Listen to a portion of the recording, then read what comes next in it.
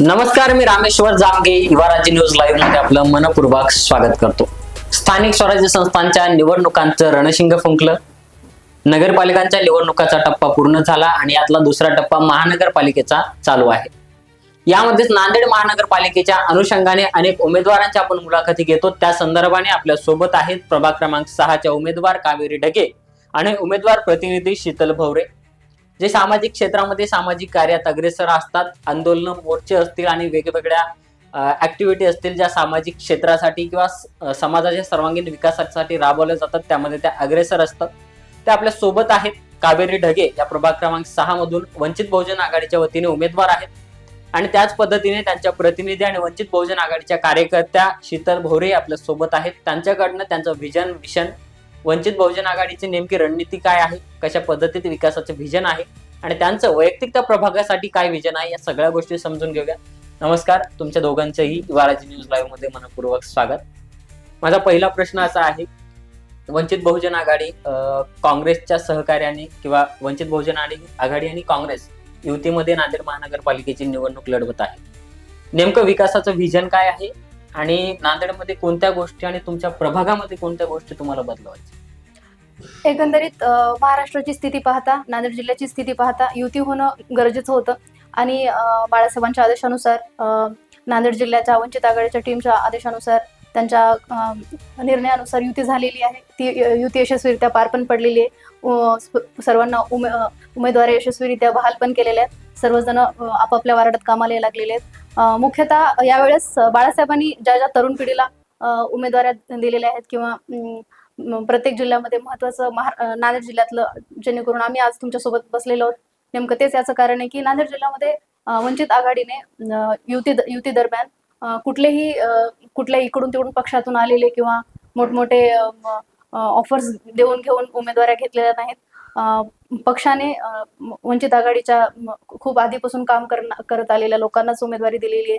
एकंदरीत गेलेल्या विधानसभेला ज्या लोकांनी तळागाळात काम केलंय किंवा पार्टीचं नाव काम केलेलं आहे, सगळं काही सांभाळून घेतलंय किंवा जे खूप चळवळीवर प्रेम करणारी लोक आहेत, ज्यांनी समाज समजून घेतलाय, समाजाचे दुःख समजून घेतलेत, अशाच लोकांना उमेदवाऱ्या यावेळी दिल्यात. या उमेदवाऱ्या देण्याच्या जर या उमेदवारांकडे पाहिलं तर तुमच्या लक्षात येईल की सगळी तरुण पिढी आहे. यामध्ये कुणीही तुम्हाला फार रंजलं गाजलेलं सापडणार नाही. सगळे नवे चेहरेच तुम्हाला यामध्ये दिसतील.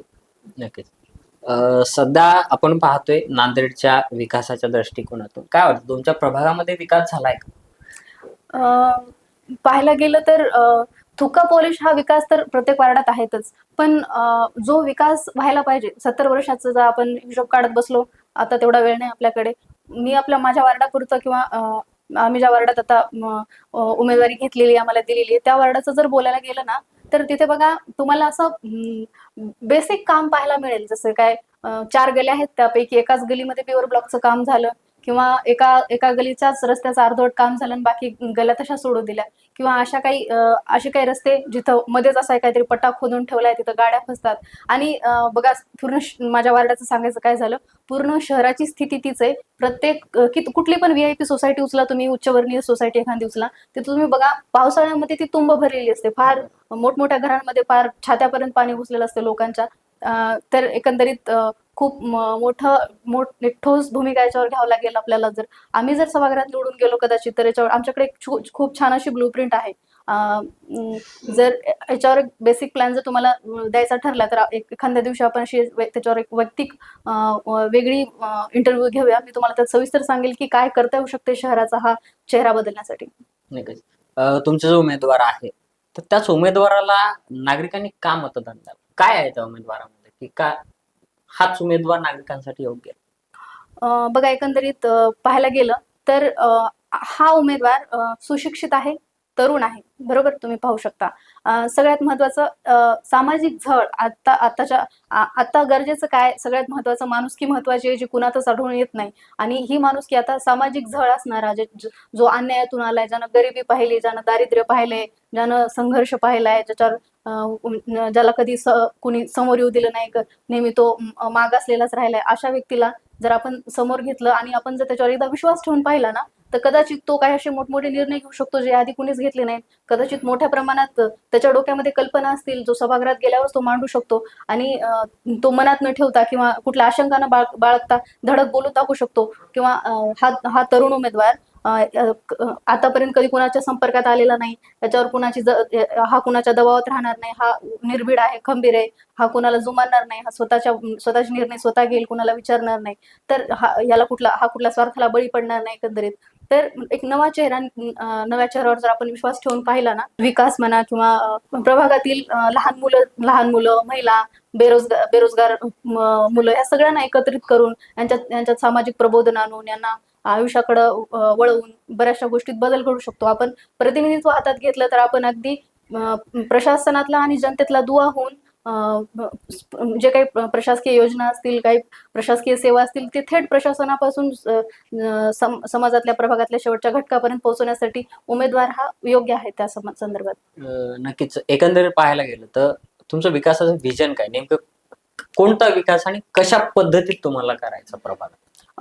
बघा, महत्वाचं झालं तर वार्ड क्रमांक 6 मध्ये सगळ्यात पाहायला गेलं तर बेरोजगारी खूप मोठ्या प्रमाणात आहे. ज्या काही महिला तिथे असतात त्या छोट्या मोठ्या मॉल्समध्ये, कपड्याच्या दुकानांमध्ये, छोट्या छोट्या दुकानांमध्ये काम करतात आणि खूप क्षुल्लक मानधनामध्ये त्या काम करतात. अशा काही सामाजिक योजना उपलब्ध आहेत ज्या त्यांच्यापर्यंत कधी पोहोचल्या नाहीत. त्या अशा काही घरांमध्ये राहतात ज्या घरामध्ये लाईट नाही, ज्या घरामध्ये नाल्याचं पाणी घुसतंय.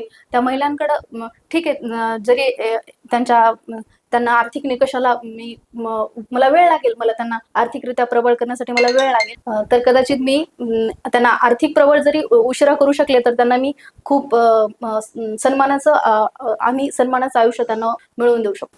यासोबतच तुमच्या प्रभागामध्ये यशवंतनगर येतं, विजयनगर येतं, आंबेडकर नगर येतं, जयभीम नगर येतं.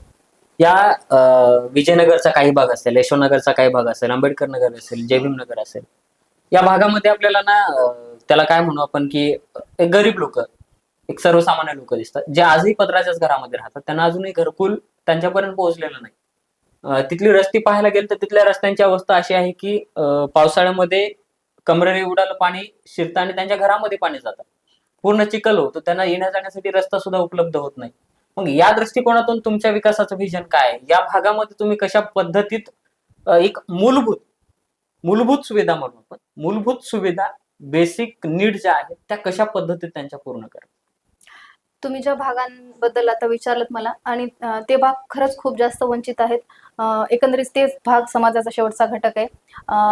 कदाचित त्या लोकांचा याआधी खूप नेत्यांनी वापर केलाय मतदानासाठी. जर कधी आपण त्यांना पाहायला गेलं तर आपल्याला वाटेल की अरे हे किती गरीब आहेत किंवा ह्यांना मी काय काय करू शकतो यांच्यासाठी. आता नगरसेवक नसतानाही एखादा नेता नसलेल्या व्यक्तीला वाटेल की याच्यासाठी मी काहीतरी करायला पाहिजे. त्यांच्यासाठी आम्ही खूप प्रयत्न केले. त्याआधीच त्या भागात बऱ्याचशा लोकांना आम्ही घरकुलं मिळवून दिलेली आहेत. असे काही लोक होते ज्यांनी घरकुलासाठी प्रयत्न केले. मध्यस्थी लोकांना मोठ्या प्रमाणात पैसा दिला, पण त्या लोकांनी फक्त त्यांचा पैसा घेऊन त्यांचा वापर केला, त्यांच्या पैशाचा अनयूज केला. त्यांना घरकुलं मिळून दिली नाही. ती लोक तशीच आताही पत्र्याच्या घरात पावसाच्या दिवसामध्ये बेहाल आयुष्य जगतात. त्यांच्याकडे पाहून खूप दुःख होतं. आणि कदाचित आम्हाला जर संधी भेटलीच एकंदरीत तर आम्ही भविष्यामध्ये आता जी मागासवर्गीय वस्ती आहे किंवा मागास वस्ती आहे ती भविष्यात खूप मोठी VIP वस्ती असू शकते. नक्कीच. पण तुम्ही उमेदवार आहात. प्रभाग क्रमांक 6 अ मधून आपण वंचित बहुजन आघाडीच्या वतीने उमेदवारी दाखल केली, निवडणुकीच्या रिंगणात आहात. तर जनतेला आणि मतदारांना काय आवाहन कराल? नमस्कार, मी कावेरी ढगे, वंचित बहुजन आघाडीची वार्ड क्रमांक 6 ची मी उमेदवार आहे. जनतेच्या विकासासाठी मी निवडणुकीच्या रिंगणात उतरलेली आहे. जनतेने मला सेवा करण्याची संधी द्यावी. तुम्ही दिलेल्या संधीचं मी सोनं करेल आणि प्रभागाचा विकास करण्याची माझी तयारी आहे. जनतेने मला प्रचंड मताने विजयी करावे. गॅस सिलेंडर या निशाणी समोरील बटन दाबून मला विजयी करावे. आपल्या सोबत होत्या वंचित बहुजन आघाडीच्या प्रभाग क्रमांक 6 अ च्या उमेदवार कावेरी ढगे आणि त्यांच्या प्रतिनिधी शीतल भवरे. त्यांच्यासोबत आपण चर्चा केली. त्यांचं मिशन काय, विकासाच्या बाबतीत त्यांचा बघण्याचा दृष्टिकोन काय, प्रभागाची एकंदरीत परिस्थिती काय, या सगळ्या गोष्टींवर आपण त्यांच्याकडून चर्चा केली, त्यांच्याकडनं जाणून घेतलं. यावर तुम्हाला काय वाटतं हे आम्हाला कमेंट करून सांगा आणि असेच नवनवीन व्हिडिओ पाहण्यासाठी पाहत राहा युवा राज्य न्यूज लाईव्ह. धन्यवाद.